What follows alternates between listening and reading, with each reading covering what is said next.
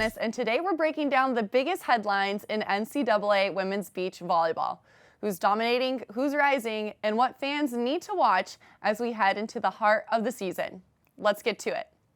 Headline number 1, the race at the top. Right now, 4 programs are separating themselves from the field.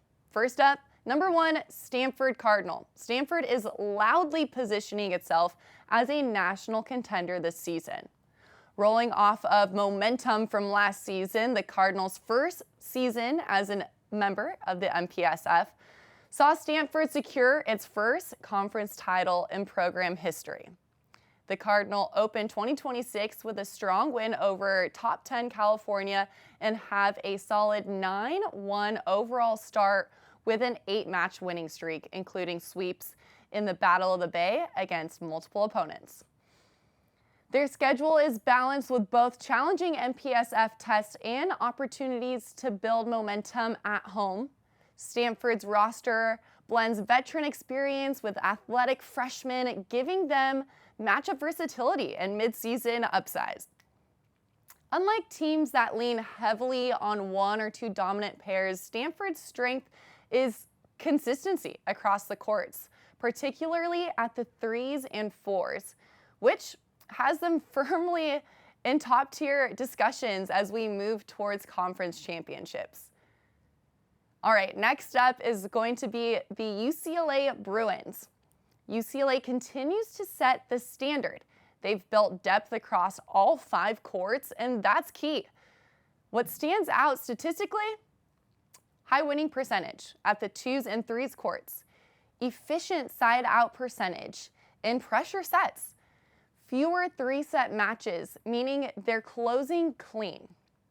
When UCLA wins the middle courts early, it takes pressure off of the 1s pairs, and that's championship structure.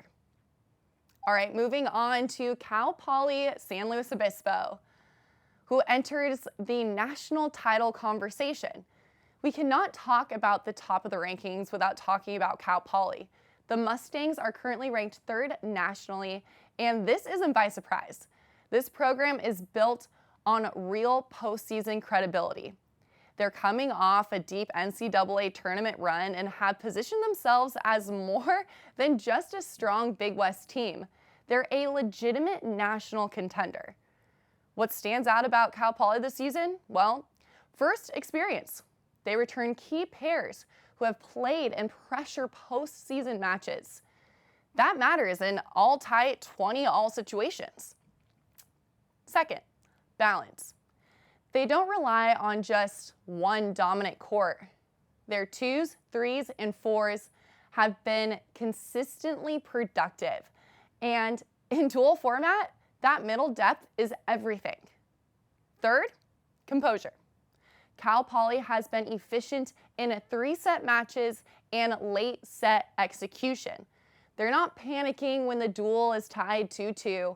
They're winning on the margins, and that's what separates good teams from Final Four teams. Next up, USC Trojans. USC is right there. The Trojans are physical at the net and leading in blocks per set, opponent hitting percentage, held under 200 on multiple courts, and straight set wins in duels. Their 1s pair has been lights out, but what makes them dangerous is their 4s and 5s closing the duels. They're not just top heavy, they're complete, and teams notice this. Next up, the LMU Lions. Loyola Marymount University might be the most balanced roster in the country.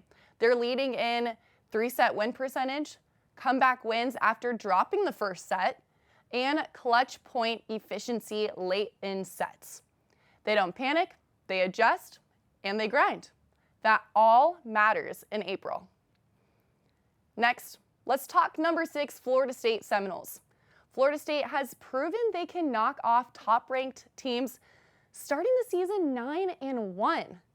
They did it by winning the bottom courts, out-serving opponents in key stretches, extending duels to decisive third sets. That's how you steal momentum. I look forward to seeing the Seminoles duel against Arizona State.